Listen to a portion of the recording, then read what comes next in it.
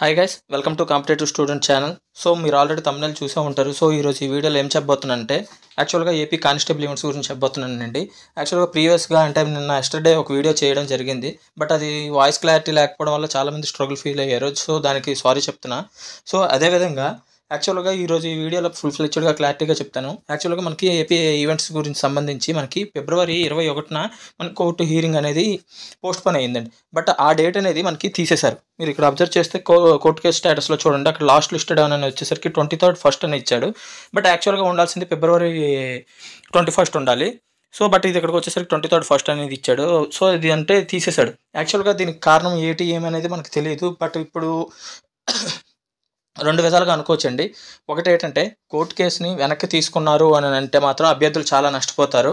అదేవిధంగా కోర్టు కేసుని అక్కడికి అంటే తీర్పు హోంగార్డ్స్కి పాజిటివ్గా ఇచ్చినా మనకి అభ్యర్థులు నష్టపోతారు. లేదు అలా కాదు అనుకుంటే ఇంకో విధంగా అనుకోవచ్చు. అనుకోవడం కాదండి, నాకు తెలిసినంత వరకు ఇదే అనుకుంటున్నాను. నాకు తెలిసింది కదా ఇది అదని కాదని. కానీ బట్ యాక్చువల్గా ఏంటంటే మనకి కిందిసారి కూడా ప్రీవియస్గా ఇలాగే ఒకసారి జరిగిందండి. జనవరి టైంలో మనకి హీరింగ్ డేట్ అనేది పాతదే ఉంచేసి బట్ హీరింగ్ అనేది ఫినిష్ చేశారు. సో ఇప్పుడు ఉన్న గవర్నమెంట్ బోర్డు మెంబర్స్ కూడా హీరింగ్ డేట్ని అక్కడ తీసేశాడు అంటే దాన్ని ఫార్వర్డ్గా ముందుకి అంటే వెంటనే జరగడానికి అంటే దానికన్నా ముందు 21 కన్నా ముందు జరిగేలా చేయాలని అనుకుంటున్నారేమో అని అనుకుంటున్నా. సో అలా చేయాలని అనుకుంటే మాత్రం కోర్టు హీరింగ్ అనేది వెంటనే ఫినిష్ అవ్వచ్చు.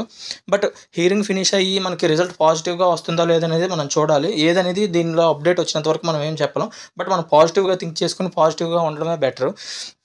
అండ్ ఫ్రెండ్స్, మీ అందరికీ ఒక విషయం చెప్పాలి. మన స్టేట్లోని రైల్వేలోని అదేవిధంగా నోటిఫికేషన్ చాలా అవుతున్నాయి. దానికి సంబంధించి నేను టెలిగ్రామ్లో డైలీ క్విజెస్ పెడుతున్నాను. అండ్ క్విజెస్ పెట్టి దాని యొక్క వీడియోస్ అనేది మన యూట్యూబ్ ఛానల్లో అప్లోడ్ చేస్తున్నాను కూడా, దాని ఎక్స్ప్లెనేషన్.